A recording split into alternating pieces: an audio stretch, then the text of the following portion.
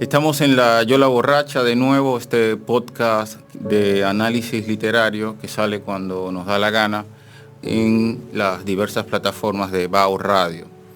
Hoy estamos con Rey Andújar, escritor, ensayista, cuentista, narrador, profesor universitario dominicano, con el que vamos a conversar sobre sus distintas propuestas narrativas y su recorrido literario. Rey, buenas tardes, un gusto tenerte aquí. Por fin lo logramos, después de tanta ida y venida, pero dicen que el tiempo a veces es perfecto.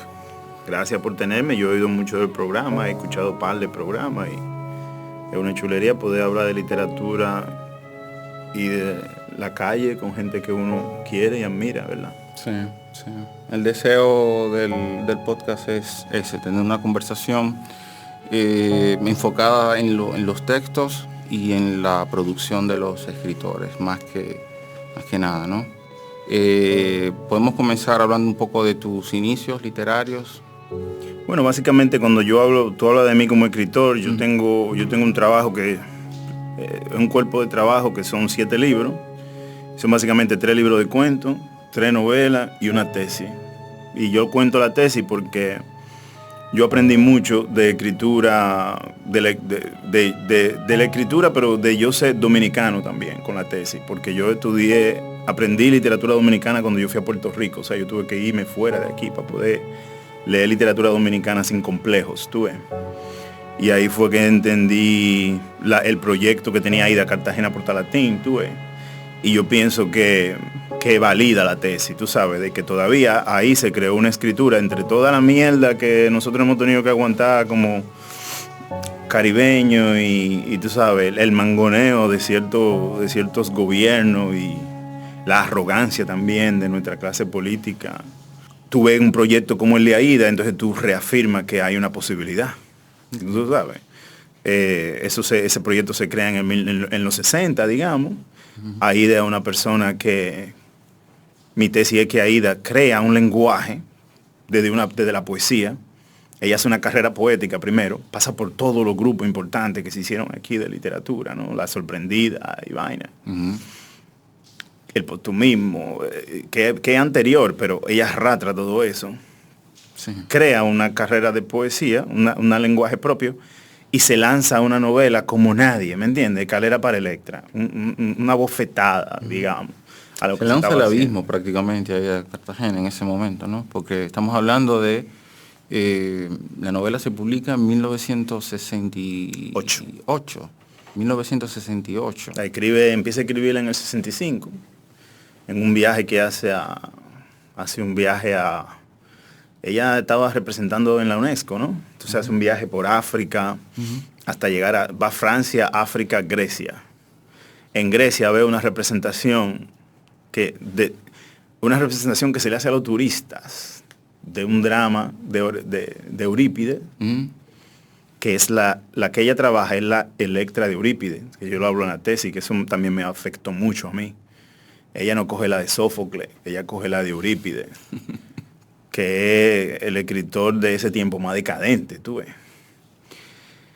Entonces me intimidó mucho ese texto al principio, porque yo decía que yo tenía que haber leído primero Electra de Eurípides para poder entender. Yo quise como encontrar los pasajes que ella coge en el texto de Eurípides, pero después me di cuenta que no era necesario. ¿Tú ves? Irte al origen de la obra primero. Me fui al origen de la obra de ella, después, y ahí fue que entendí bien. Tuve que leerla como 3 veces.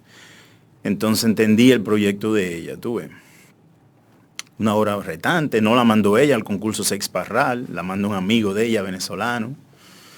Llega la novela Seix Barral al concurso, los jurados eran Carlos Fuentes. Carlos Fuentes estaba entre los jurados y fue quien defendió más el texto para que le dieran el premio, pero no se lo dieron por un tecnicismo y se lo terminó ganando Donoso. Sí.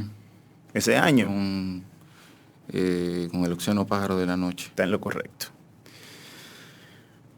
Lo publicó con la UA, lamentablemente, con muchos errores de edición, que todavía sigue arrastrando ese texto. No se ha hecho una edición. Creo que Miguel de Mena lo ha intentado, Han hecho reimpresiones con los mismos errores, increíblemente. Sí, es cierto. Porque no entienden bien el texto, no lo leen. O sea, no hay una preocupación por leerlo. Pero es tal novela, es tan buena, que sobrepasa el problema del error de la edición. Quiero marcar algo, que ella no está sola en ese movimiento. No. En ese momento, Marcio Meló Maggiolo y Pedro Mir, que siempre dijeron que no iban a escribir novelas. Marcio Meló Maggiolo escribe Los Ángeles de Hueso y De Abril en Adelante, que interesantemente es una parodia a la misma vida real de Aída, porque ella sale ahí con un personaje como Cinia y tal, muy bien hecho por don Marcio en ese momento. Y Pedro Mir, que independientemente de cualquier cosa, se tiró una novela experimental aperísima en México, en siglo XXI, cuando amaban las tierras comuneras. Una novela en verso. La novela de un poeta. Me enternece un poco, porque ellos dijeron en su momento, o sea, hay un récord de Pedro Mir diciendo, yo no voy a escribir novelas, la República Dominicana no es un país para escribir novelas. Hay récord de Aída diciendo, hay entrevistas de ella diciendo, para hacer una novelita hay que tenerlo bien puesto, y aquí no hay. Quizá Veloz Maggiolo puede escribir una, que de ello es el que más sabe, porque es antropólogo y vaina. Y Marcio, que había escrito poesía, había escrito sus ensayos de antropología, y eran sus primeras novelas esas. Tú sabes que para hacer primeras novelas, claro, de Abril en Adelante, la edición original, está escrita con distintos colores y vainas. O sea, son tiradas que tú dices, oye, esta gente estaba en esto.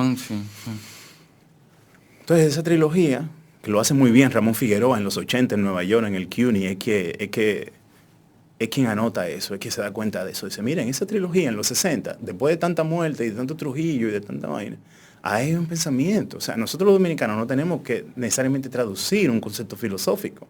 Desde nuestra propia arrogancia y sufrimiento y vaina, nosotros podemos también crear un pensamiento filosófico caribeño. Por eso que yo hago mi doctorado en Puerto Rico, necesariamente. Yo fui aceptado en la UMass, fui aceptado en San Francisco en ese momento. Pero decidí irme para Puerto Rico cuando me aceptaron en Puerto Rico. No quisiste salir del Caribe, ¿no? Había salido. Yo me voy de aquí. Digo, en el sentido de salir, formarte en Puerto Rico, de alguna manera es también una elección por el Caribe. Es decir, por el valor de la formación caribeña, ¿no? O que puede ofrecer Puerto Rico. Yo quería darme el chance de ver cómo los intelectuales de verdad del Caribe leían sus traducciones o traducían metafóricamente y prácticamente las teorías filosóficas que estaban viniendo de Francia y de Estados Unidos. Y en Puerto Rico yo encontré eso. Aquí lo encontré, no a nivel académico, lo encontré a niveles muy íntimos. Porque aquí hay una vaina como un elitismo al aprendizaje, que quizás no lo vi en Puerto Rico. Y quizá un puertorriqueño te diga, pues mira, aquí también hay, pero en mi situación de ser artista e inmigrante en Puerto Rico, me abrió muchas puertas. No digo que generalmente sea así, pero en mi caso particular así fue que pasó, porque yo fui allí a trabajar, y tuve contacto con la academia boricua. Entonces, ¿qué pasa con los puertorriqueños con su situación, verdad, del Estado asociado y su problema con Estados Unidos? Ellos tienen un acercamiento a la literatura muy sociológico. Si tú te fijas aquí, los novelistas y la vaina, tienen un acercamiento a la literatura muy poético-político. Sí. Porque ahí los intelectuales aquí quieren ser políticos, quieren ser senadores, o hay senadores que publican un libro y dicen que son escritores. ¿Tú ves?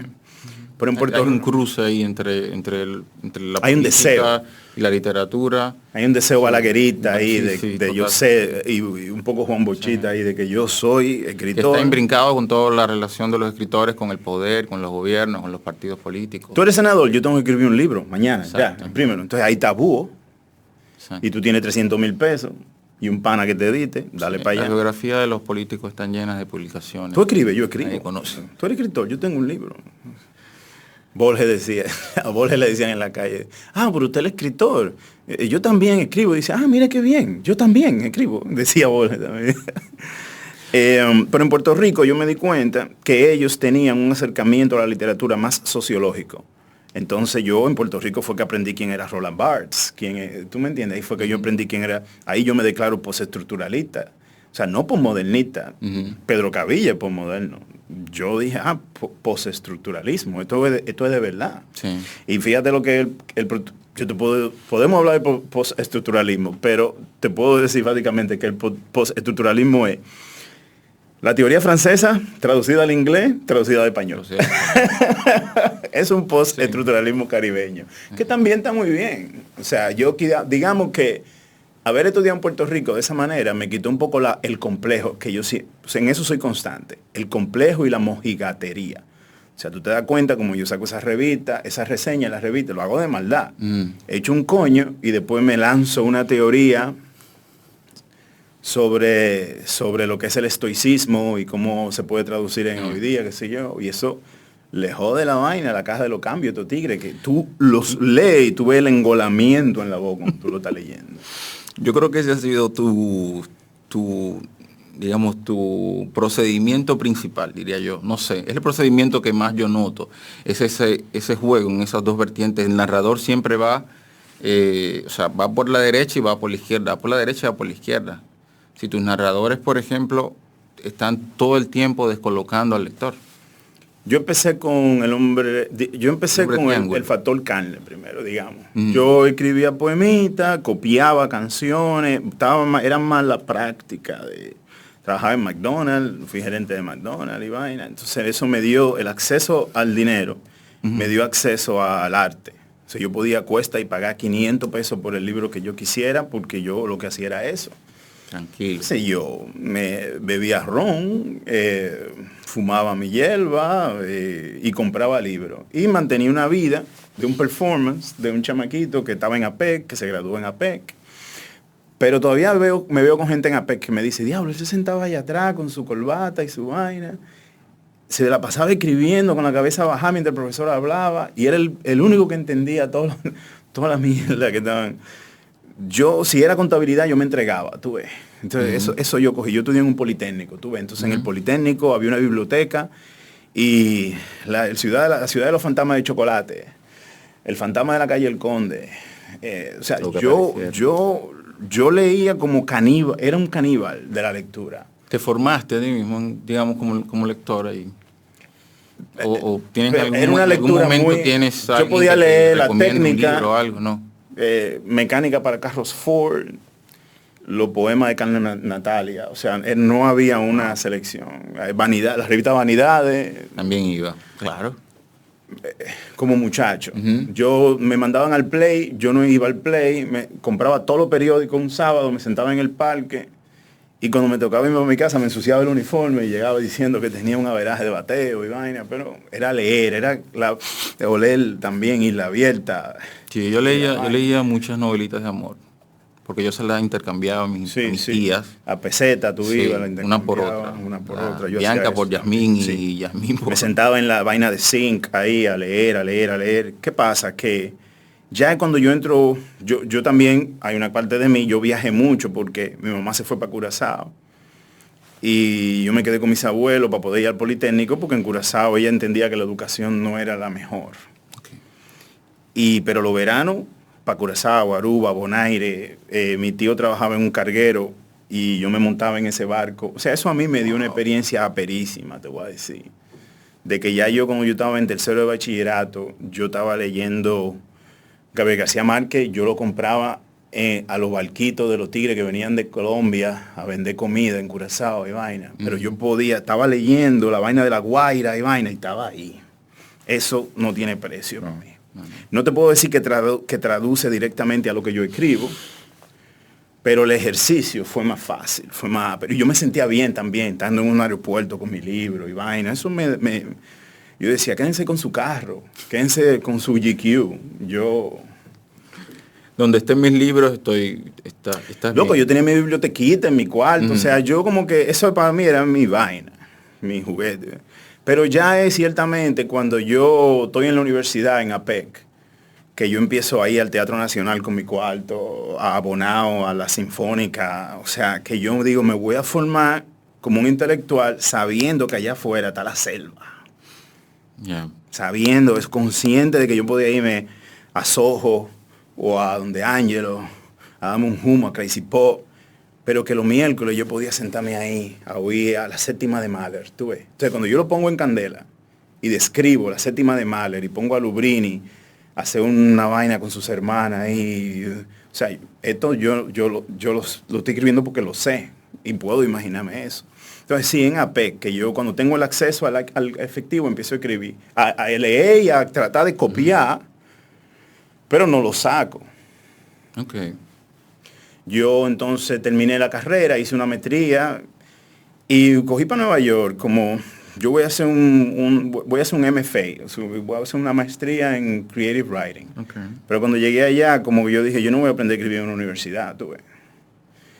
Me inscribí en la universidad, empecé a coger electivas y conocí el Beat Generation. Fui a coger un taller de poesía y esta jeva me dice, pero mira, tú escribes así, tú deberías leerte a los beats, a Kerouac y a estos tigres. Y ya eso sí, fue ahí, hubo como un boom. Entonces yo dejé de escribir poesía y un día me senté y escribí un cuento que se llamaba El Factor Carne, que era el chamaquito que había dejado Santo Domingo de la locura. A través de sus 3 novias, él contaba esa manera de irse. Tengo una novia que trabaja en el Banco Central en esos días, que va a visitarme allá. Y ella sabe que yo escribo poesía, pero ve en el escritorio esos papeles, ese cuento. ¿Y tú estás escribiendo cuentos ahora? Digo, no, estoy en una historia, estoy metiendo mano. Entonces, mira, yo estoy haciendo una auditoría en un banco. Y ahí hay un concurso de cuentos. Y yo digo, bueno, pero eso no va para ningún lado. Y dice, bueno, pero vamos a mandarlo. Dice, bueno, si tú lo transcribes, mándalo. Pero no sé en este momento que es el premio nacional más grande de cuentos, ni que no tengo una idea de que cómo es la literatura dominicana, cómo se manejan esos códigos. Pero ella manda, lo deposita el cuento y gana una mención. Recuerdo que en esa... Eso es en Banco Central, el ¿no? Banco Central, en el 2002 creo que era. Entonces ahí ganó Ángel Hernández, Diógenes Cepede, Pedro Pey se ganó el primer premio. O sea, lo duro de aquí. Un cuentazo escribió Pedro Pey, 22-22. Sí. Cuento brutal. Bueno. Muy bueno. Yo me gané una mención. Luis Martín Gómez ganó ahí. Sí, que eran digamos, la literatura de aquí, tú ves. sospechosos habituales. Sí. Pero yo era el único como, ¿quién es este chamaco? ¿Quién es este tigre? ¿Quién es este tigre? ¿De dónde saliste tú? Entonces yo llegué muy arrogante, claro está, de Nueva York a recoger mi premio.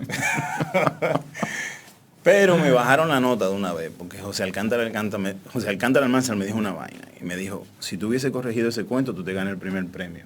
Ponte a estudiar. Y eso, en vez de avivarme la llama, lo que hizo fue como, it humbled me. Me bajó. Entonces, ¿qué yo hice? Empecé a escribir más cuentos, empecé a estudiar, como él dijo. Y entonces ahí es que escribo. Tú puedes ahí, yo metía la poesía. Ya lo que tuve aquí, estaba aquí ya. Sí. Yo lo que he hecho básicamente, yo no he cambiado mucho. Yo lo que he hecho es básicamente modificar el mismo método. Insistir en un tema, digamos. O como decía Onetti, ¿no? Insistir en un estilo. Un estilo. Exacto. Si tú te pones a ver, te cuento, es una copia del estilo de Bryce Echenique, que yo lo estaba leyendo mucho. Okay. En mi cuento tú todo vas a encontrar, yo copio, o sea, yo no soy original, yo copio una fuerza hasta que le pongo mi propia... ¿Qué postestructuralista de tu parte? Eso, dije, yo no soy original. No, yo copio todo. Doña Ana es el segundo cuento, pero no es el segundo cuento que sale, porque en ese interín del Factor Carne a Doña Ana, hay ya varios intentos más. Okay. Pero yo mando entonces busco qué más premio hay. Casa de teatro. Vamos para allá. Otra mención. O sea, tú en ese momento decides salir de casa, ¿no? O sea, sales a cazar premios. En Nueva York empecé a trabajar en un restaurante y me hice me gustaba el performance de ser escritor. Y me hice una vida así. O sea, muy, muy organizadamente, tú sabes, me levantaba, tenía mis vicios, mi café, mi vainita, a veces me cogía 6 meses sin beber y vaina, haciendo yoga, metiéndole mano a lo que yo entendía, que yo creía que era, modificando una coma, creyéndome ese personaje. Doña Ana es el segundo, todavía se ven los vicios aquí, qué sé yo, pero ya había una intención más declarada. Sí. Ese cuento fue un sueño, yo nunca había ido a Samaná. Mi abuela, que yo creo que me contaba historia de su pueblo en Samaná, escribo la historia y con lo cuarto que me gano voy a Samaná. a ver el sitio donde sale la vaina. Maravilloso. Entonces, no sé si era verdad, pero me quise creer que yo había escrito en verdad lo que era. Pero claro que no. Fui y el viaje fue otro cuento, porque fui de que donde la familia de mi abuela, y yo no sé si tú sabes que en Samaná hay un sitio que sí, se estaba traficando mucha droga por ahí. Sí. Y esos tipos se pasaban platos de cocaína, así, por la vaina. Y yo, ¿en dónde que estoy? Sí, la terrena cuando no era la terrena, vaina así. La sangre de Philly ya hay otra intención. Ha pasado un tiempo, hay una intención, y sí, ese se ganó. Miguel Yarul en esa edición se ganó el primer premio con Deportiva Parte de Atrás. Sí. Y yo me gané el segundo, que para mí fue el primero, porque ya era como... Ese fue el primer cuento porque yo supe que hay un tipo que se llama Rey Andújar y el tipo está escribiendo. Y si tú ves que están los poemas, metidos ahí. Y eran lo mismo, accidentes que me habían pasado. Yo iba a visitar a un tío mío que estaba en el Darío, que se tenía un accidente, y yo iba a lavarle una herida que estaba ahí. A veces me pasaba la noche leyéndole los periódicos. Y vi un haitiano tirado abajo de un zaguán.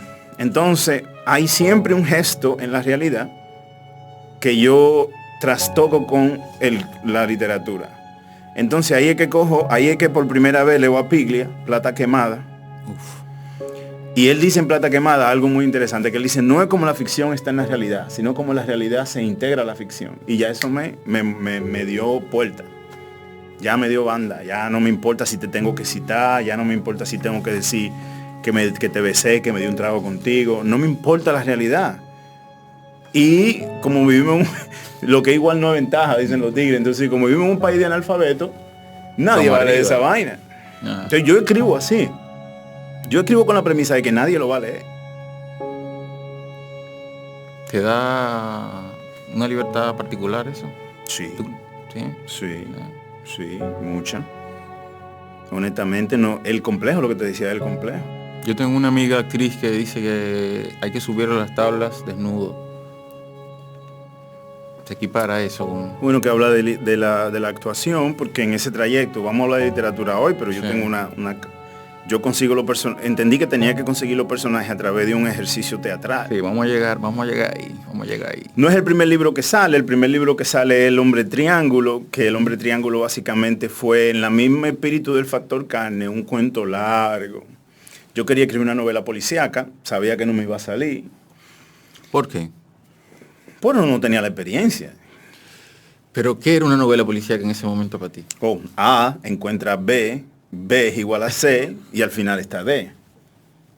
Entonces en un país donde tú puedes matar a una gente y tú tienes tantos millones de pesos para salir, en mi mente de cacaíto no cabía que yo podía escribir un texto. Yo no había leído Lo Noir de Los Ángeles, por ejemplo. Yo no había visto Chinatown. Yo no conocía que también tú podías escribir una novela policial en corrupción. Para mí escribir una novela policial era que A es igual a B, B es igual a C y después D se resuelve el crimen. Entonces en ese sentido fue como una oda a los destacamentos que yo visité. El Hombre Triángulo. Tabaraca y este teniente que tiene una duda existencial mariconil, un problema cardiovaginal ahí que no puede como, definir. Y el Santo Domingo el que yo conocí en McDonald's. Porque McDonald's lo que hace conmigo es, si yo me quedo en el barrio todo el tiempo, quizá escribo otra cosa diferente. Pero McDonald's me dio la oportunidad de conocer cierta clase social dominicana que yo sabía que existía, pero compartir con ellos, comer con ellos y recibir ese clasismo, no era ni siquiera racismo, pero ese clasismo de ahí. Decir, tú trabajas conmigo, tú eres un buen muchacho, tú estás estudiando, tú eres clase media, pero tú nunca vas a llegar a jugar polo conmigo en la Romana. Eso no está ni mal ni bien, pero... o sea, pero es una realidad que te choca, ¿no? Tú dices, coño, pero el mundo es una vaina extraña. Y exacto, Hombre Triángulo. ¿Qué pasa con El Hombre Triángulo? El Hombre Triángulo yo lo diseño en Nueva York. Coincide con el tiempo de que yo me voy de Nueva York, traigo la maqueta para acá, vengo para acá, vengo en olla. No es lo mismo el tipo que andaba con un carro rojo por la ciudad cuando estaba en McDonald's que el tipo que anda a pie, que quiere ser artista. Voy a Cabarete un fin de semana que dura un año. Vengo ahora. Y en Cabarete, que yo consigo los cuartos para ir a la zona colonial, venir un día de la capital a la zona colonial e imprimir 1000 ejemplares del Hombre Triángulo, la primera edición. Así me invita Pedro Antonio Valdés a una feria del libro, joven, una vaina joven. Conozco a la gente de Isla Negra. A ellos le dijeron, mire, ese chamaquito escribe. Esa novela está buena. Ya él había publicado a Rita. Pedro Cavilla había sacado sus primeros textos. Entonces, para mí, los dos primeros cuentos, el díptico de cuentos de Cavilla, el primero, los cuentos de la liebre, los cuentos malditos y los cuentos, una vaina así. Para mí fue como... Historias tremendas, historias atroces. Exacto, para mí fue como, pues esto se puede hacer. Sí. Y ve que un pana le escribe un prólogo al final, como jugar con la verdad y la mentira. Digo, esto se puede hacer. Pues vamos a meter mano. Rey, tú, por tu recorrido, uno podría decir que tú tienes un pie en el Caribe, tú tienes un pie por Europa, tú tienes un pie en Norteamérica, tú de alguna manera has logrado nutrirte de prácticamente de todo, ¿no? Sí, el camino te va. Y también siempre una mirada muy curiosa, tú ves. Un oído muy atento, una mirada curiosa, no créeme nada. Está muy consciente de eso, de la fragilidad de las cosas también, en este medio y en el mundo como tal. Porque después lo que te iba a decir era que el Ciudadano Cero, que yo meto aquí, es mi ejercicio de actor, mi ejercicio de teatro. Que por alguna razón u otra yo he tenido muy claro desde el principio que siempre mi base va a ser literaria, aunque yo haga cine, aunque yo lo que no he hecho, tú sabes, ni pintar ni nada de eso, no tengo talento para eso. Pero todo lo que me ha permitido la literatura, de moverme un poco, tú sabes, hacer un performance o poder hacer un corto para cine, a través de la literatura yo lo he logrado, tú ves. ¿En ningún momento tú te has visto como centrado en un género particular? No necesariamente, no, porque los proyectos vienen siempre relacionados con la escritura. Y yo no me, dependiendo de la idea del proyecto, tú ves, esa vaina con Fran Moya Pons, eso fue una viga, tú ves. Pero si yo no escribo la tesis, no puedo hacerlo de Fran Moya Pons. Porque yo me tiré a hacerlo de Fran Moya Pons porque lo leí muy bien en la tesis. O sea, sí, a mí me han propuesto muchísimas cosas, pero hay cosas en las que yo con el tiempo he dicho, no voy por ahí. Yeah. No voy por ahí. Háblanos de Candela. ¿Cuándo llega Candela? ¿Pensabas ahorita en la idea del Hombre Triángulo como un policial? ¿Esto es Candela? Digamos, ¿esa era la novela que estabas buscando? Era como... Candela es como el intento todavía de seguir encontrando el policial. Pero ahora yo decía, ya estaba más consciente y decía, bueno, si no puedo resolver el crimen, vamos a contar el crimen desde el principio y vamos a contar las cosas alrededor del crimen. Entonces, si te fijas, yo empiezo con el crimen, con el muerto. Y empiezo con la muchacha que lo mata. Sí. Y ya después me voy en las intrínculas de qué pasa cuando una mujer con cuarto mata a un tigre en un país como este. Una novela muy caribeña, yo estaba aquí, son reflexiones de cosas que yo iba y venía, pero estaba más aquí que allá.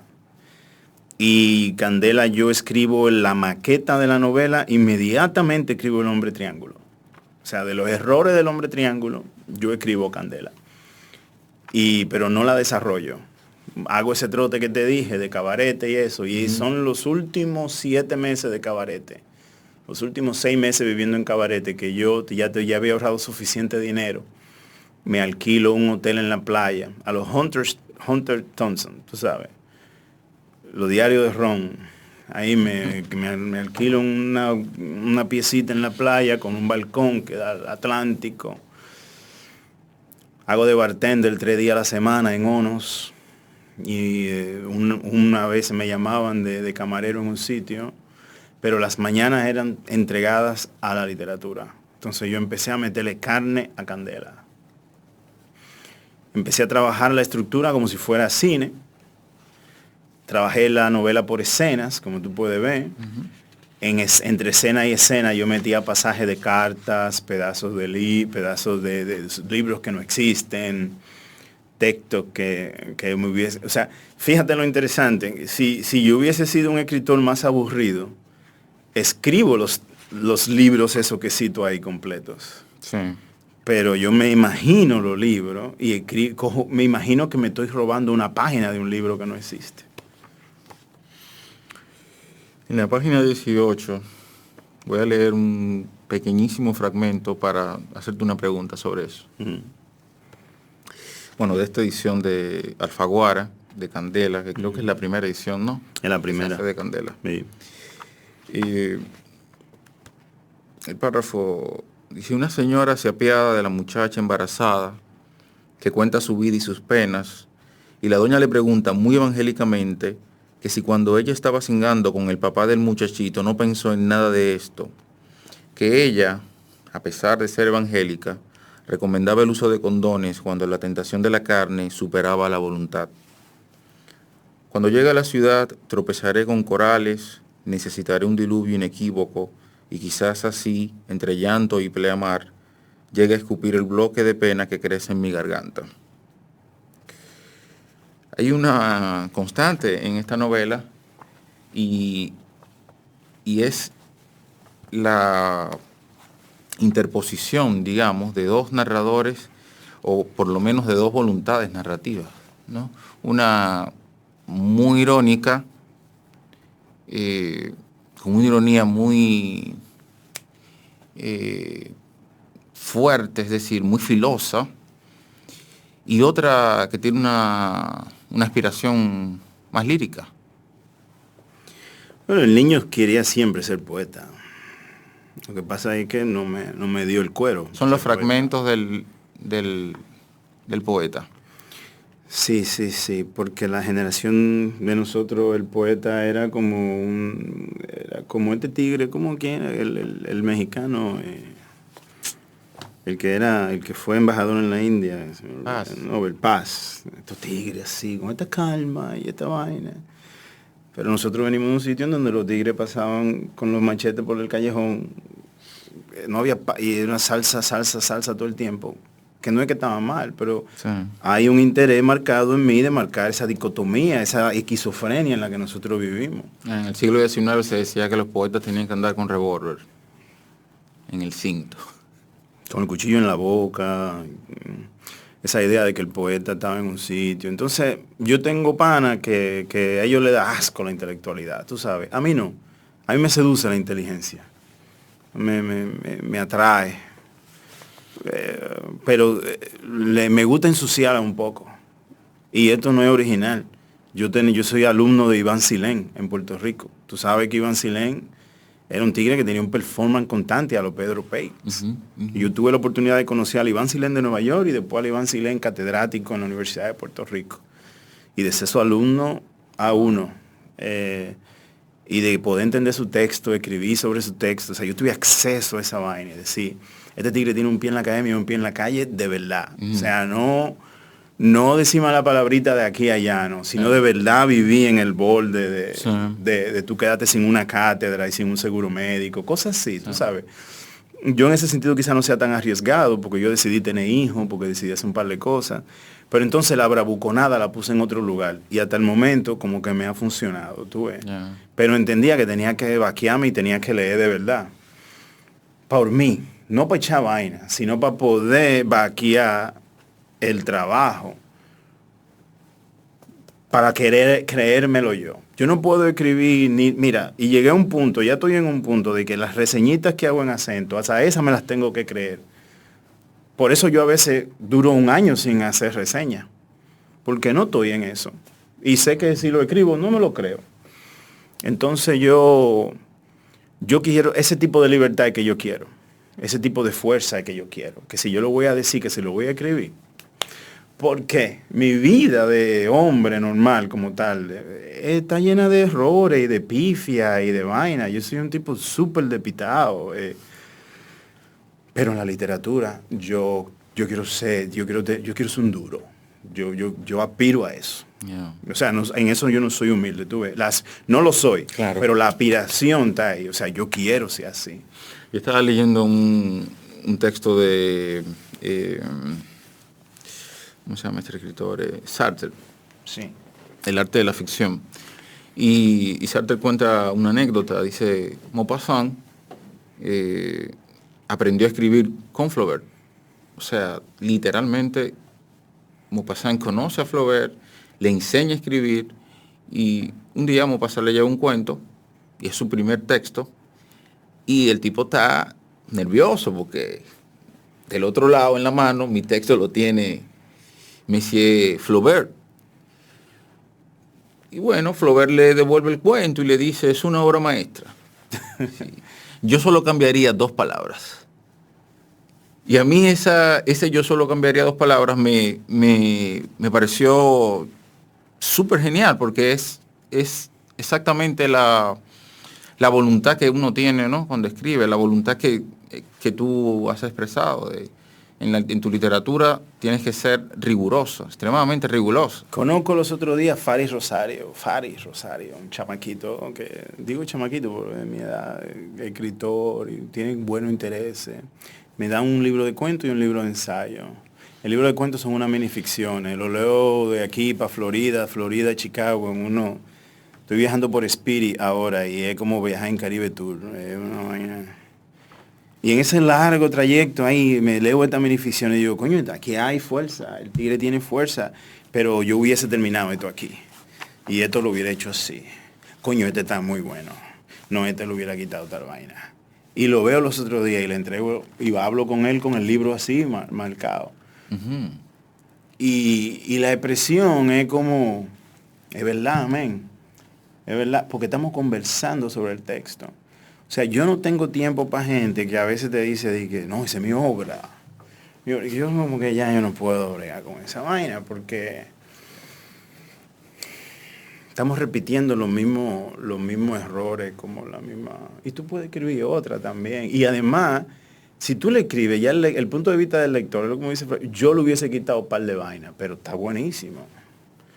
Ya, o sea, yo no te estoy atacando a ti personalmente. Uh-huh. Y es una vaina también como es una ilusión porque ya está hecho. Sí. Yo estoy diciendo, yo lo hubiera quitado, yo hubiera terminado aquí. Anoche estaba corrigiéndole unos libros de poemas a una jeva, que tan buenos los poemas, el libro está listo, estoy corrigiendo la galera. Uh-huh. Y le digo, mira, en inglés ahora, y le pongo un ejemplo con Jamil Abdurrakif, que el tigre está buenísimo. El tigre escribe en inglés, en español no suena igual. Pero en inglés a veces tú tienes que dejar que el verso it hangs, como que cuelga. Cuelga. Entonces yo le dije, juega con eso en inglés. No es ni siquiera que le cambie, ni siquiera falta de ortografía tiene el texto. Pero en los versos que tú tienes en inglés, yo jugar un poco más con ellos. Yo me arriesgar un poco más con ellos. Y más tú, que tu lengua materna es el inglés. Aunque tú eres dominicana, tu lengua materna es el inglés. Tú puedes ser más libre en la lengua. Piglia lo dice a cada rato en respiración artificial. Él le dice, me siento bien contigo porque puedo hablar en el idioma de mi madre, que es el idioma donde puedo decir la verdad, dice él. Bueno. Rey, ¿en algún momento sientes que digamos, que perteneces a una tradición más allá de ciertos escritores particulares? Hay escritores a los que yo me quiero parecer, claro. O sea, ya te he hablado de Piglia 2 veces, en par de meses. O sea, hay una cosa por ahí que a mí me llama mucho la atención. El mismo Kerouac, tuve Paul Auster, vaya, salvando la distancia, la misma Aida. Gente a la que yo me quisiera parecer en el ejercicio de lo que ellos hacen, necesariamente no en el producto final, pero como ellos se acercan al texto. ¿Y cómo ellos se acercan al texto? Todo es válido. Yo no puedo hacer eso en el amor. Porque con mi mujer, mi esposa, yo tengo unos contratos que tengo que seguir. Con mis hijos, por una razón obvia, tengo que mantener cierto tipo de relaciones. Doy clase en una universidad norteamericana. Puedo darme el lujo de decir que tengo 11 años en el sistema educativo norteamericano. Y he sobrevivido. Y estoy todavía dando, o sea, al punto de que yo estoy hoy aquí hablando contigo y puedo venir a Santo Domingo y pasarme 2 semanas aquí, 5 días en Chicago, porque he logrado un récord que ellos tienen la confianza de decir, vete para allá. Tengo convenciones así en mi vida. Ahora bien, a mí, y esto no es un eufemismo, lo único que me queda para ser libre, desnudo totalmente, porque ni con la droga puedo hacerlo, es la literatura. en ese sentido, yo quiero acercarme a eso como se acercan escritores que yo admiro, como Aida, como Paul Auster, como lo hizo Piglia en su momento, tú ves. Hay un escritor español que se llama Jorge Carrión, que hace ese tipo de cosas, Ítalo Calvino. Sí, yo me quiero acercar así, todo por el todo, que tú te das cuenta que la apuesta es total. No voy a decirte Bolaño, porque decir ya Bolaño en este tiempo es un poco... Sí, es un poco arriesgado decir eso, pero quizá a ti, que tú entiendes por dónde yo voy, te lo puedo decir, porque a veces tener discusiones acerca de Bolaño pueden ser un poco... Yo soy del Bolaño de los textos cortos, con eso te lo digo, ¿no? Amberes, Putas Asesinas, cuando la apuesta, sí, cuando la apuesta era lo que yo te decía de Joyce también, ¿no? Que no, y ahora con esto del aniversario de la novela, está cada vez más claro que no sé, ya Joyce, cuando ya publica Dubliners y el retrato, ya está. Y Bolaño, por ejemplo, con Estrella Distante, con Nocturno de Chile, Estrella Distante, Nocturno de Chile, quizá la primera parte de Los Detectives Salvajes. Quizá la primera parte de Los Detectives Salvajes. Sí. Quizá la primera parte de Los Detectives Salvajes. Está muy bien escrita. Está muy bien. Pero hay cosas y hay cosas. Y todo el mundo tiene su gusto. Lo que a mí, tú sabes, en eso yo tengo un espíritu un poco justiciero. Me da un poco de pena que tú empieces a hablar de textos que tú no has leído. Y nosotros sufrimos a veces mucho de repetir y para parecer, tú sabes, para aparentar. Cuando es tan fácil decir, coño, no lo he leído, cuéntame tú, ¿cómo debo empezar por ahí? Hay cosas de Vilamata, por ejemplo, que a mí me llaman mucho la atención, aunque yo sé que él tiene lo del performance del escritor, tú sabes. Sí. Hay una novela de Manuel Carrer que se llama El Adversario, cosas de Michel Houellebecq, por ejemplo, yo releo mucho Las Partículas Elementales. Yo sé que tiene sus otras novelas, son muy buenas, pero la ampliación del campo de batalla y Las Partículas Elementales, tú sabes, para mí, yo quizás de los escritores que admiro, me gustan más las primeras cosas. Sabes que a mí también. Ampliación me parece también, ampliación del campo de batalla me parece la novela, es como ¿cómo se llama esta? El extranjero de Camus, ¿no? O sea, Philip Roth tiene una novela que no la lee nadie, que se llama Letting Go. No la lee nadie porque después él publicó El Mal de Pornois y ya por ahí la gente se fue. Paró todo. Pero Letting Go es una novela de la que nadie habla, que es la primera novela de un escritor que tú dices, óyeme. Bueno, pero tú sabes que la literatura está llena de todos esos tesoros. O sea, la literatura está llena de montones de libros que pasaron desapercibidos o que tuvieron en un momento determinado circulación y lectura y de repente caen al olvido. Tuve una época muy de Onetti, yo recuerdo que a mí me dio muy duro y yo tuve una época muy de Onetti. Me encantan las novelas, pero puedo llegar a decirte que tiene cosas que son perfectas. La perfección en un cuento. Bienvenido Bob. Sí. Yo creo que es uno de los cuentos más perfectos que yo he leído, ¿no? La envidia. Un sueño realizado también. Un sueño realizado. Jacob y el ángel. Tiene algunos momentos en El astillero que son geniales, ¿no? Sí. Hay un escritor argentino también que se llama Pablo Ramos también. O sea, hay cosas, mira, a mí hay una novela de Ángel Hernández que se llama Charamico, que yo creo que es un gran esfuerzo, una novela que de nosotros tenemos que leer más. Yo he hecho también un esfuerzo de leer cosas de aquí mucho, de buscar cosas, tú sabes, cosas de Riquillo Sánchez que son muy interesantes. Sí. Alejarme un poco de Irma Contreras al punto de que no es lo mío, tú sabes, veo ciertos facilismos a veces ahí. Y poder hablar sin ese sentido de o sea, atreverme a la vulnerabilidad de hablar de la literatura sin darme cuenta de que nadie me va a venir a dar una pela, tú ves. No. Entonces por ahí es que va la cosa. Santo Domingo es, ¿te parece a ti un lugar violento para hablar de literatura? ¿Te parece un lugar ni siquiera violento? Cerrado? Porque aquí hay un grupo de cobardes. O sea, hay mucha cobardía aquí en el medio literario, mucha doble cara, mucha cobardía, mucha No creo que sea un sitio violento, al contrario, si fuera violento fuera interesante. Fuera interesante. Pero lo que hay es un chisme, o sea, el chisme entretiene, el chisme es como el chicle, chisme, chicle, chiste. O sea, es fácil, es rápido, entretiene, pero no tiene sustancia, no se queda, hay que botarlo rápido, se le va el sabor de una vez. Lo que queda son conversaciones pertinentes, que queden, no tenemos que verlo todo día, no tenemos que gustar la misma, no nos tienen que gustar la misma cosa. Por ahí, no, el medio no me parece violento para nada, me parece un poco pusilánime, digamos, en el buen sentido de la palabra, con grandes sentidos de oportunidad, con grandes espacios de crecimiento, de oportunidad. Leer un poco más, sin complejo, el complejo, que es duro porque nosotros los dominicanos estamos llenos de esos complejos, por eso es que aquí hay tanto Lamborghini, tanta jipeta y tanto problema, tú sabes. Esa falta de enfoque, tú ves. No lo estoy diciendo, no estoy diciendo que, ojo, yo soy un observador. Claro. No quiere decir que yo estoy viendo esto desde un punto de vista privilegiado o diferente. Yo tengo yo soy fruto de este sistema también. Quizás estos 6 libros están aquí por esa razón. Sí.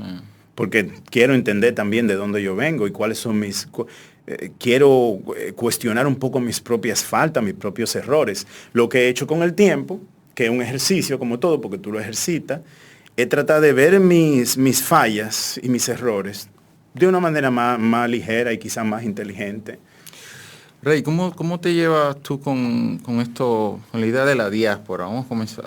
No, nunca me llevé con ella. ¿Nunca te llevaste con esta idea? No, yo abjuro de eso. Yo conocí lo que era la diáspora de todo temprano. O sea, del concepto de diáspora. Del concepto que se tiene aquí de la diáspora. Que se tiene aquí en Santo Domingo. El concepto que se tiene aquí de la diáspora, me corregirás, es un grupo de gente en el East Coast que se junta a veces los sábados con un gran olor a sazón de cosas que hacen.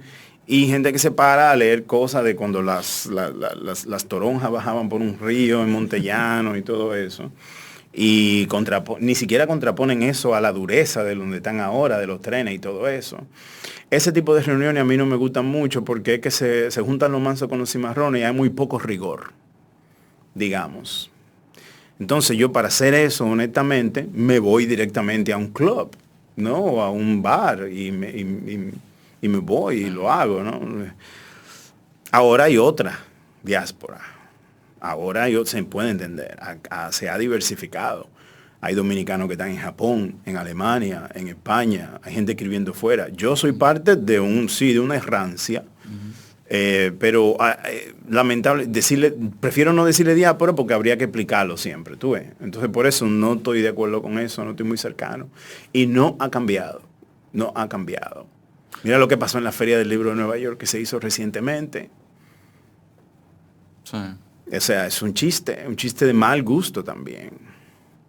¿Dónde está la gran antología de la obra de la diáspora? ¿Dónde están los estudios? Todo eso, tú sabes, ¿no? Y en realidad no lo conocemos así, porque hay un gran trabajo. Estamos hablando vamos a hablar de la gente que escribe en Nueva York. Bueno, Daisy Coco de Phillips se encargó de revisar una traducción de los textos de Aida Cartagena Portalatín y de realizar un prólogo de la única buena traducciones de Aida Cartagena Portalatín. Trabajo extraordinario. Extraordinario. Entonces, vamos a lo de la diáspora. Bueno, vamos a buscar por ahí. Anthony Stevens Acevedo, que ha hecho un estudio sobre la primera rebelión de esclavos en la República Dominicana, a que no le hemos hecho caso. Todos somos culpables de no haber estudiado más la obra de Anthony Stevens Acevedo. La misma que Ana Antigua. Sí.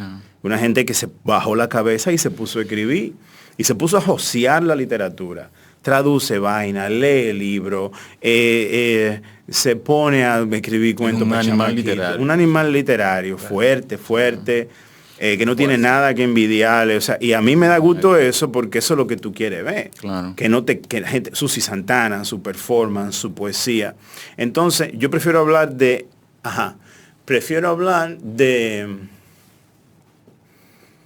gestos individuales, a aglomerar todo en una cosa de la diáspora, porque entonces se da el arroz con culo que pasó en Nueva York recientemente. Con un contable que publica 2 libros porque quiere ser comisionado de cultura y dice que es poeta. Mientras tanto, yo creo que nuestros grandes textos se siguen escribiendo afuera. ¿Por qué tú marcaste este libro? Escribiendo, ¿Por qué tú marcaste esto aquí? Dice, la maldad empezaba a abrirse. La maldad empezaba a abrirse. Para primavera ya había hecho las conexiones que permiten trabajar en el Bronx en la madrugada. En el verano hizo traques con los Trinitarios, una banda de macheteros del Alto Manhattan, y de ahí a picar gente en cantos fue un paso. Cayó y lo deportaron. Llegó a Santo Domingo y en Villa Duarte declaró terreno. ¿Por qué te gustó? Porque aparece en la narrativa de Nueva York. Es decir, aparece la narrativa de otra ciudad, que no es Santo Domingo. Acostado, pero fíjate que esta ya es la última novela de ese ciclo. Es la última novela de ese ciclo.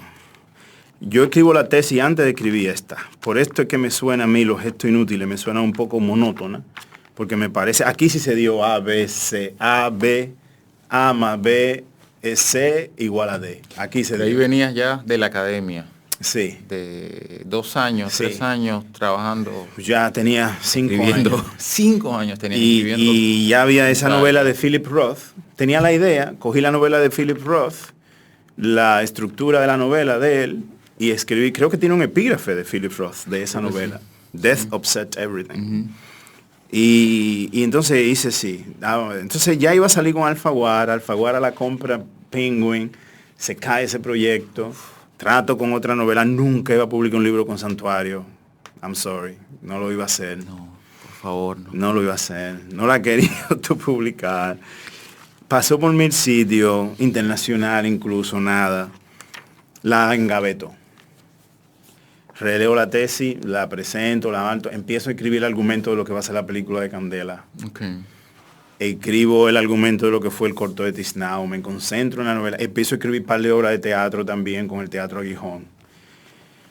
Y recuerdo que con mi niña, cuando nace mi primera hija, Mayita, yo estaba trabajando en un hotel overnight, o sea, hacía el overnight en el hotel, me iba a las 2, trabajaba de 11 de la noche a 7 de la mañana, llegaba a casa y me ponía a cuidar a la niña, pero no me podía dormir por el hyper.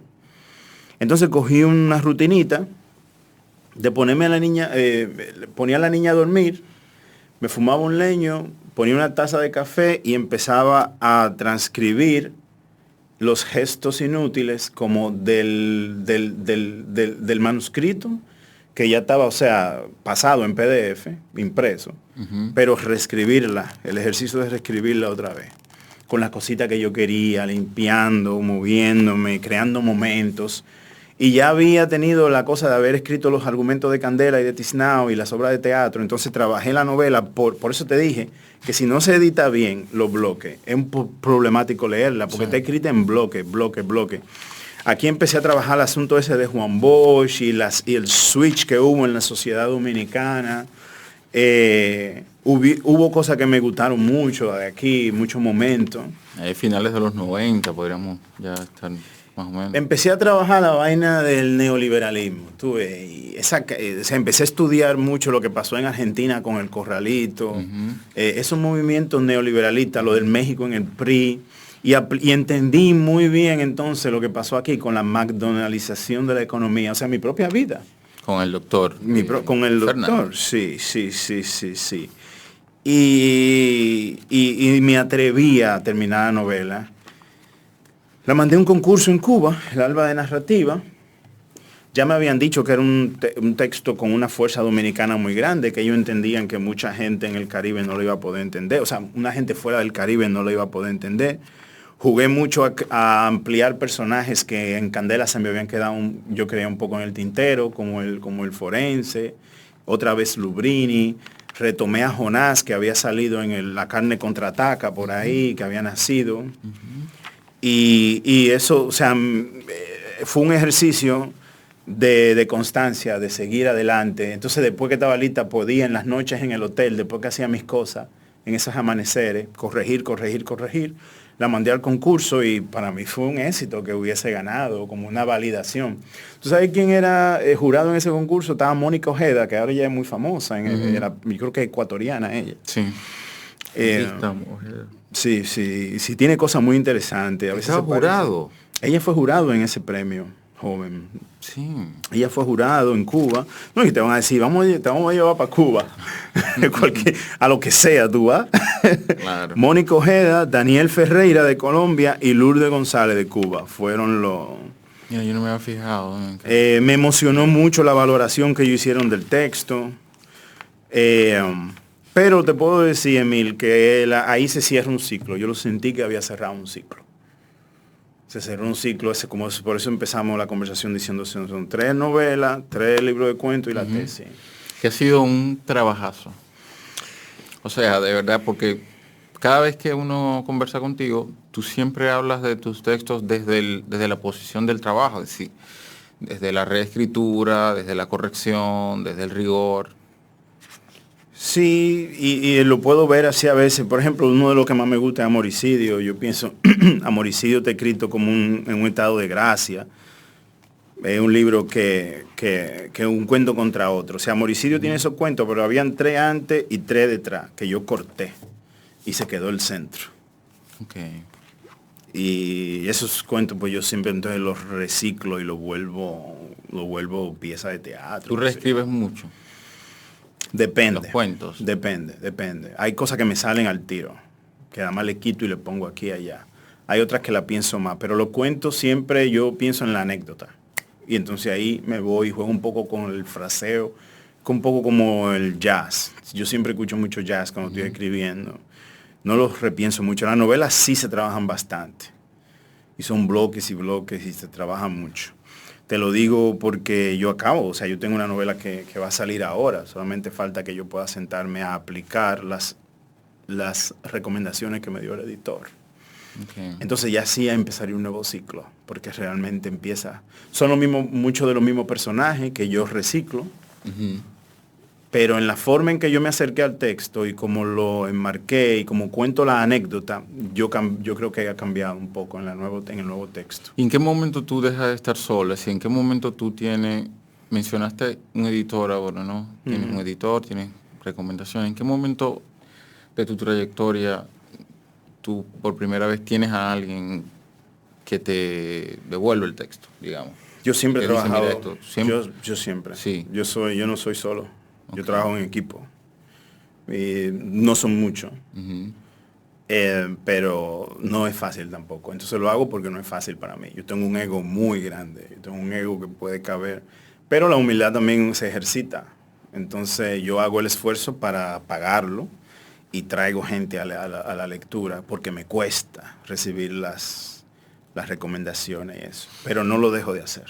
Muy bien. No me iría solo. Al contrario, he tenido la suerte de que a la que voy avanzando literariamente encuentro mejores editores. Ahora tengo el editor en México, voy a publicar. Encontré ese editor en México porque estaba trabajando con la novela de Joan Mijail. Sí, con Chapeo. Con Chapeo. Estaba trabajando con Chapeo y a Rita Indiana le comisionan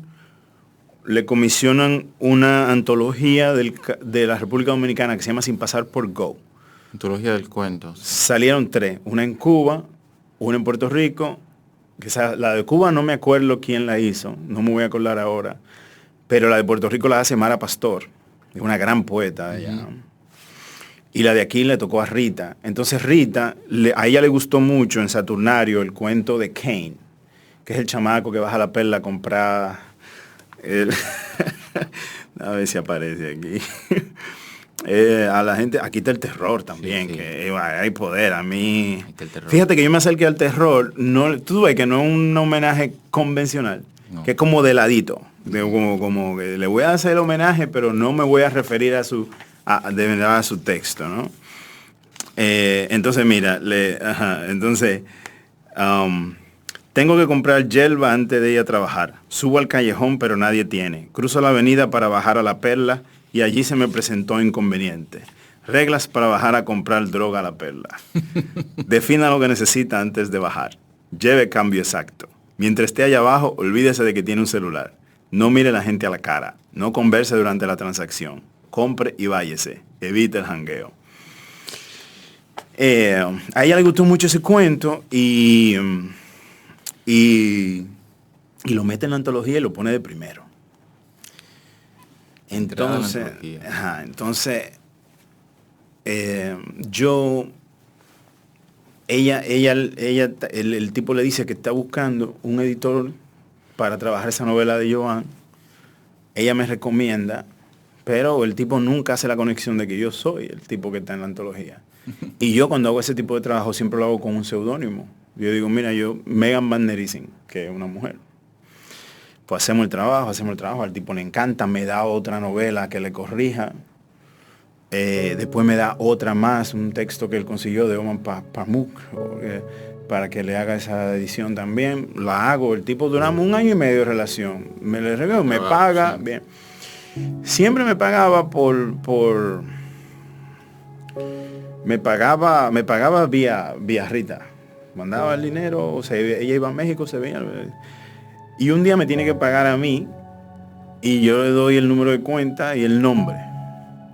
Reynolds Andújar. Pero Rey Andújar. Digo, sí, soy yo, Rey Andújar. Pero el cuento tuyo, el que está primero en loco, ese cuento le gusta a la gente. No, espérate, porque eso decía dominicano, el mexicano dice, pues great, pues qué bueno. Qué pinche cuento. Sí, no, queda un poco fresa, ¿no? Bueno, el asunto es que terminamos hablando, ¿tú tienes algo? Digo, sí. Hice lo que nunca había hecho. Entonces, ¿qué te pasa? Con este texto, con el germen de lo fatal, ya yo he hecho lo que nunca había hecho antes. Hablar de un texto antes que saliera. Entregar un texto al editor antes que tuviera terminado. Yo le dije a él, tengo 3 capítulos escritos, léelo. Si te gusta, escribimos el final juntos. Okay. Y él se envolvió, le gustó, escribimos el final, me dio las recomendaciones para el final, ya yo tenía una idea, escribo el final, se lo envío de nuevo, él duró como 6 meses en ese proceso, haciéndole correcciones, cosas que él quería, me lo envió de nuevo, pero yo no he tenido tiempo. La excusa es que yo no he tenido tiempo de verlo, pero yo no quiero verlo. No quiero publicarlo todavía. No sé, tengo una cosa y que el tiempo va a llegar. Entonces llegó esta oportunidad de yo venía a Santo Domingo más. Y dije, quizá con este calor y este grajo dominicano otra vez, quizá yo me lance a ver qué es lo que él quiere. Yo sí sé que el capítulo del medio es muy largo.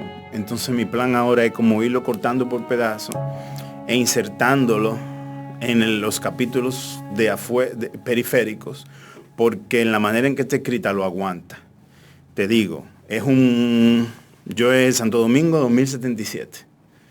Hay una bacteria que se llama tricloxerine, que se ha desarrollado radioactivamente, porque hubo un accidente nuclear en el 84 a raíz de una ojiva nuclear que se quedó en Cuba por la crisis de los misiles, que nunca se llevó.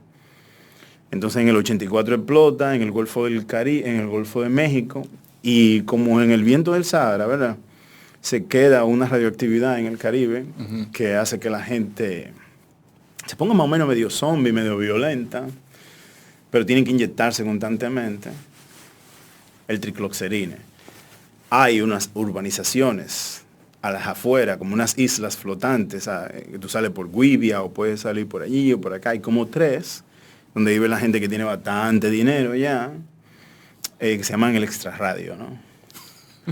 Entonces, en el sótano del Faro Colón hay un reactor nuclear para manejar una supercomputadora de información, que es donde se genera la información de la semana. Se inyecta por las redes, se pasa por la vaina. La gente sabe que es mentira. La gente sabe que esa no es la verdad. Pero tú tienes que vivir de algo. O sea, tú tienes que instagramear algo. A los foques tienes que hablar de algo. Entonces, preferimos vivir esa realidad. Esto no me lo invento yo. Esto es, no sé si tú has visto, te lo recomiendo. Hay un documental en YouTube de Adam Curtis. Adam Curtis es un documentalista. Él trabaja en la BBC de Londres. La BBC 3. Él es el encargado del archive, del sótano de ahí. Entonces un día él escribe ensayos y un día se da cuenta de que él puede usar imágenes de los 70 para abajo, porque ya no tiene que pagar derecho de autor. Y él tiene acceso a esa biblioteca allá abajo. Wow. Entonces él empieza a hacer documentales y él lo que hace es leer los ensayos y pone esas imágenes viejas, pero él habla del presente y del futuro. Entonces él habla de una teoría que se crea en Rusia cuando se está cayendo el muro de Berlín, que se llama hypernormalization. Que es básicamente que ya tú estás tan aclimatado a la verdad que no es verdad, que en la televisión el tipo está diciendo, estamos bien, hay pollo en la calle, hay comida, pero tú sabes que en la tienda están vacías. Tan vacío. Que pasó en Cuba también un tiempo, y no ha pasado a nosotros. O sea, tú ves a Jean Alain diciéndole a Miriam Germán, usted es una ladrona. Sí, usted aquello. Y tú estás ahí sentado como, mierda, men, esa tipa me dio clase. Esa tipa yo la conozco. Oh, yo soy vecino de ella. Eso fue lo que pensaron los dominicanos. Porque ella estaba tan metida en la sociedad. Oh, esa tipa defendió a mi papá un día como abogada. O esa tipa me metió preso. O sea, todo el mundo conoce a esa jeva y dice, pero lo que este tipo está diciendo no es verdad. Y sin embargo, tú ves al presidente, a Paliza, al otro, sentado delante de ella, diciéndole a esta mujer eso. Entonces, hypernormalization. Vamos, que se daña el reactor nuclear con una baja de voltaje. Y esas celdas de información que generan la información se caen. Entonces está el chamaquito, Jonás, ya él está en la Universidad de Chicago, un catedrático, Latin American Studies, su papá. Entonces, ¿qué pasa? Aquí tú te das cuenta, oye la vaina, en el Germen de lo Fatal tú te vas a dar cuenta de que Los Gestos Inútiles en verdad es una novela. Porque Beltré sí cogió lo cuarto, Beltré sí se volvió a comer solo y Beltré sí es un PLDista. Y triunfó. Claro. Y triunfó. Sí, y tiene sí, cuarto. Y tiene cuarto. Y se casó con la jeva de cuarto. Y mi madre. Pero yo cogí eso porque André en Candela lo hizo. Entonces cuando yo veo la película, yo digo, pero mira. Entonces, ¿por qué son enemigos Jonás y Beltré? Porque Jonás publicó esta novela en donde Beltré supuestamente es un héroe, un mártir. Y ellos quedan enemigos. Pero Jonás viene a bregar con ese porque él es experto en esa vaina nuclear. Y él viene a arreglar ese reactor, pero en realidad viene con un proyecto secreto de terminar su novela. Es un salto, pero están, digamos, está tu mundo ahí. Está mi mundo, pero yo lo que decía era, estoy un poquito lejos del Caribe. Déjame ver si yo me puedo inventar un Caribe. Ok. Y jugar con cosas que yo no he hecho. Escribir desde el punto de vista de una mujer. Nunca lo había hecho. Retarme para hacer eso. Para ver si se me daba. Óyeme, eso fue duro. Eso fue un ejercicio. Escribir desde el punto de vista de un ciego. Que lo ha hecho Borges, que lo hace Belia Beltrán, que lo hace... Yo lo voy a hacer. ¿Cómo lo hago? Entonces, retarme me buscó formas creativas. Porque fácilmente yo puedo haber escrito otra novela. Pero yo dije, no, si voy a escribir, voy a retarme. Y mira, fue duro, loco. Los primeros 2 años de esa novela fueron muy frustrantes porque yo no encontraba el tono y yo no me lo creía. Pero no desistí. No desistí. Y ahí me pidieron un poema sobre Chicago. Y entonces ahí es que te digo que escribo, por primera vez estoy escribiendo fuera de mi ambiente. Escribo de donde yo estoy, que eso yo no lo había hecho. Quizás en los cuentos cuando hablaba de Puerto Rico. Sí. Pero ahora escribí de mi barrio en Chicago, después de tener 12 años, 11 años viviendo en ese barrio. Entonces este tigre me pide un poema sobre Chicago. Y yo no puedo escribir sobre Downtown, ni Magnificent Mile, ni nada de eso. Voy a escribir de mi barrio, de Avondale, del río, del Chicago River sucio que pasa por el lado de mi casa, de los restauranticos que hay por ahí, de los cafés que hay por ahí, de la librería. Hay una librería... Y Bolaño en sus cartas tiene una vaina que dice que me impulsa a escribir esto. Porque Bolaño dice en una de las cartas, cada escritor tiene la librería que se merece. Y la mía es tal y tal y está en tal sitio. Entonces yo así empiezo uno de los capítulos y por ahí me fui. Okay. Entonces sí, hay mucho cambio de cosas. La novela termina aquí, pero entonces yo estoy trabajando en eso y la voy a terminar ahora. O sea, al menos tengo un editor que es paciente y yo no tengo prisa. Tú ves, ya él ha entendido eso. Okay. Y esa va a ser la próxima novela que voy a sacar ahora, El Germen de lo Fatal. El Germen de lo Fatal. ¿Eso sale este año? Sí, yo la voy a terminar ahora en Spring y yo creo que ahora entonces, para que él la termine en verano, le busqué una portada y todo, y quizá ya final de año, otoño. No veo por qué no. Es porque es lo que está esperando. Él me dice, loco, métele mano. Hey, güey. Métele mano el trabajo. Güey, me termina. Yo le digo, espérate, que estoy en un patín. Entonces saldría con Elefante. con Elefante Editorial. Elefante Editorial en México, sí. Me gustó porque llegué a ello por un accidente y como editor, no llegué ni siquiera como escritor. Yo hice un buen trabajo con esa novela de Joan. No, y ellos tienen textos muy arriesgados también. Sí, y tiene un gran catálogo también. Tiene un catálogo bien pesado. fuerte, bien fuerte. O sea, a este tipo le dan un Nobel, al africano le dan un Nobel, nadie sabe quién es, y este tipo tiene una novela de ese tigre ahí. Sí. O sea, eso es brutal. Es loable, man. Mira, háblanos un poco de esta experiencia brevemente de tu novela al cine. ¿Qué te pareció la experiencia? Bueno, tratamos de no hacer una vaina convencional, duramos un montón de tiempo, fueron 6 años de trabajo, tú ves. Yo estuve muy involucrado con la parte creativa al principio, con la creación de un argumento, cuando se definió ya que iban a hacer 4 películas en una, o sea, pequeña, y primero se hizo Tiznao y después la película como tal sale 3 películas pequeñas, pues yo me alejo de la escritura del guión para no contaminar por mi cercanía, pero no me alejo del proyecto, sino que me quedo como asesor creativo del director y me pongo a trabajar con el productor, a escribir los grants que necesitábamos y los premios, las solicitudes para hacer la película que queríamos. Siempre dijimos que queríamos lo mejor de esto, lo mejor de lo otro, lo mejor. Y no nos importaba el dinero, ni nos importaba, hicimos muchas llamadas, mandamos muchísimas cartas a sitio, pero la experiencia fue fenomenal, o sea, se trabajó por etapas. Pero ustedes se fajaron, o sea... Sí, fue un trabajo arduo. Y siempre estuvimos trabajando en otra cosa. O sea, Andrés estuvo filmando, o sea, Andrés hizo Carpintero, Andrés hizo toda esa película de José María Cabral. Andrés estaba haciendo Candela. Candelas. Andrés, y Pablo, el productor, también estaba haciendo su trabajo. Yo seguía haciendo mi vida, publicando, trabajando en la universidad. Pero siempre teníamos ese proceso, que Candela era la columna vertebral. Digo, y te menciono a Pablo, Andrés y yo, porque éramos como el primer triángulo. Sí. Pero esto era como un Ponzi scheme, porque había muchos triángulos. O sea, después estaba la diseñadora, el DP, o sea, el indio. Sí. Estaba después la maquillista, después los actores de por Dios. Una película es una...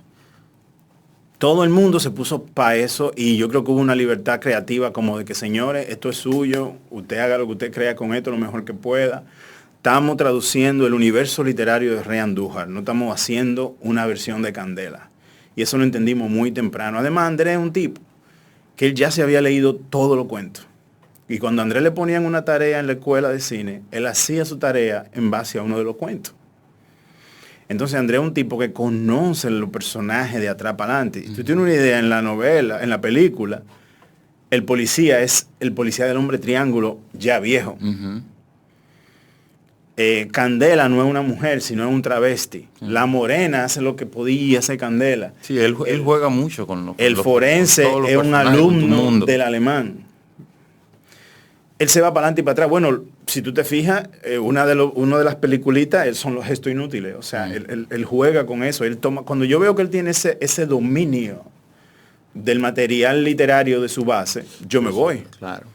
Entonces, ¿qué hace? Es una ventana a que él pueda crear otro performance, a crear otra obra de arte. Y eso para mí es muy importante, ¿no? Fue una experiencia genial y ojalá más gente la vea y no se quede simplemente en lo que, pero tú sabes, la novela es mejor que la película es mejor que la novela. No, son dos ejercicios muy distintos y refleja mucho, ahora te digo yo, mi ejercicio literario, sí. La película, porque yo trabajo así. Sí. Y hay algo que a mí me llamó la atención, y es que la presencia de la noche es muy constante en todos tus textos, por lo menos sí. En este conjunto. Y cuando es de día es el infierno, o hace mucho calor, o está lloviendo mucho, o se suda. Mucho. Sí, no es una posición cómoda. Los personajes yo lo pongo en situaciones muy incómodas, ¿no? Eso en los gestos inútiles, por ejemplo, luego en el Germen los retomo.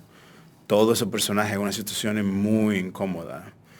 Aquí hago lo que yo quería, que era hablar del Atari, del Nintendo, hay muchos juegos de Neuromancer, o sea, yo cogí mucho de Neuromancer para poder terminar la novela, ¿no? Entonces, pues quise jugar un poco con esas cosas de ciencia ficción. Son 3 novelas. Está El Germen de lo Fatal, Kamka, la novela enemiga, y una tercera que todavía no me decidió por el título. Ellas están escritas las 3, la más terminada que está El germen de lo fatal.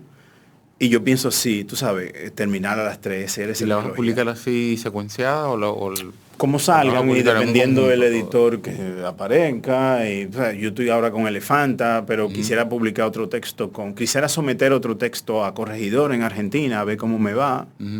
Y exacto, sí, vamos a ver cómo salgan, si salen en orden o no, pero yo sí pretendo terminarlas en orden. Después que termine con El germen, me voy a meter en Kafka y yo creo que puedo coger esa velocidad. Kafka más o menos habla de Lilis, o sea, Kafka empieza con Lilis, que Lilis cogió unos cuartos prestados y quiso hacer un submarino en Samaná. Entonces por ahí es que va la cosa. Yo empiezo con Lili, esa novela empieza por ahí, o sea, estoy jugando un poco también para atrás, para adelante con la historia. Pero Kafka era un arquitecto, uno de esos tantos arquitectos que llegaron a Chicago después del incendio a reconstruir la ciudad. Okay. Y hay un edificio Art Deco que me llamaba mucho la atención por mi casa, que dice Kafka en letra grande. Y yo decía, pero ¿qué diablo es esto?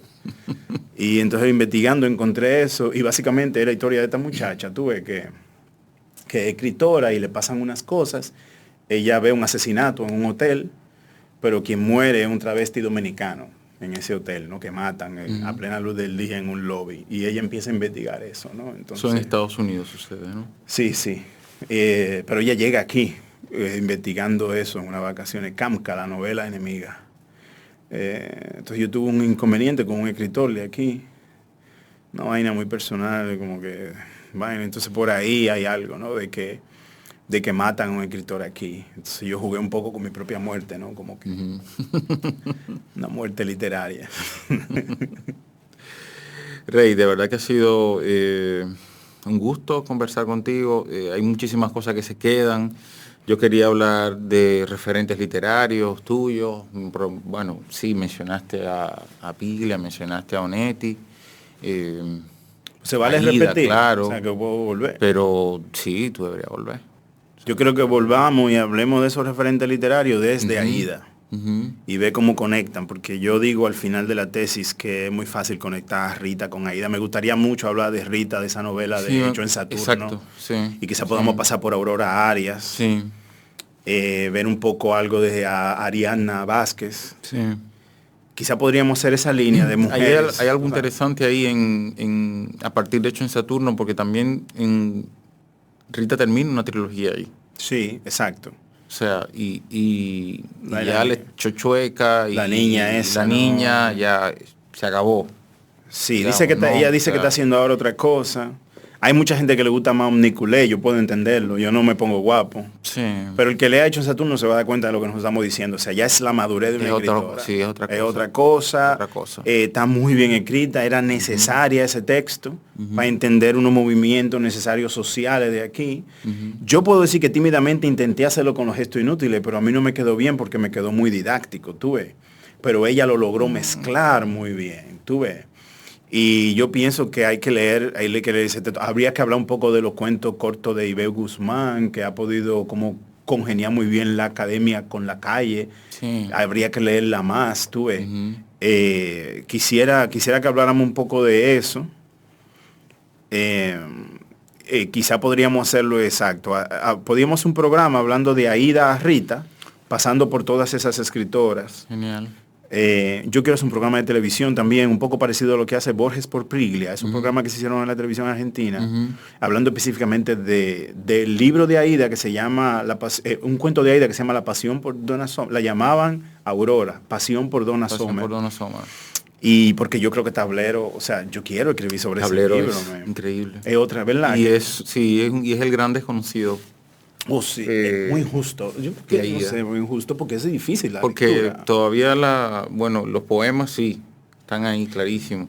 Y la novela hasta cierto punto, ¿no? Ha tenido cierta atención. Tú dirás, un poquito. Pero los cuentos... Pero tú dirás que mira, la teoría mía es que ella es, como ella tiene esta cosa que es negra, que es gay, que puede generar, y aquí hay quizá es seguro hablar de ella desde la poesía. Coño, te le dedicaron una feria del libro y todo a la poesía, pero nadie habló nadie reedita. Creo, Miguel de Mena reedita todos esos textos, pero merecen ser editados de otra manera. No es solamente que nadie lo edita, es que nadie habla de ellos. Sí, o sea, hay que hablar más. tú me entiendes, el asunto de la edición, tú puedes tener 1000 explicaciones de por qué no se editan los textos, desde la económica hasta, no sé, institucionales, lo que tú quieras, pero los textos están ahí. O sea, el hecho de que no se estén editando no invalida que son textos que tienen relevancia en la sociedad dominicana y que sin embargo no están en el discurso público, por lo menos. Yeah. Yo siempre me acuerdo mucho de Enriquillo Sánchez en ese sentido. O sea, para mí fue un escritor que como tenía presencia constante en la prensa, ponía los temas, mencionaba a los escritores. O sea, Enriquillo jugaba muy bien con yo imito eso cuando eso, trato de hacer esa reseña. Trato de eso, de traer un poquito la conversación. Son gestos, gestos que no son inútiles. Enriquillo te podía pasar de Bartes al dulce de coco. Yeah. Tranquilo, ahí en un mismo párrafo, tú sabes.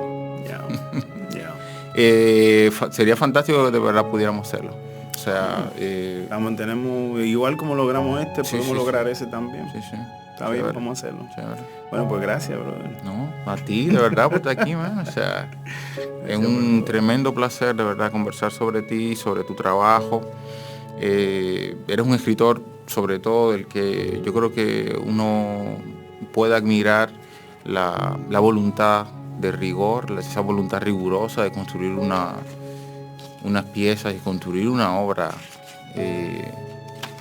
con paciencia y con dedicación, ¿no? Bueno, ahora que falta. Ahora que falta, sí. Ojalá pronto poder hablar aquí también del germen. Ojalá. Ojalá. Tengo que terminarla. Muchísimas gracias por escucharnos. Hemos conversado con Rey Andújar, escritor dominicano. Hemos hablado sobre sus últimos libros y sobre la publicación inminente de... ¿Cómo se llama la novela, Rey? El germen de lo fatal. El germen de lo fatal. Este es el Layo de la Borracha para Bau Radio. Un corito no tan sano.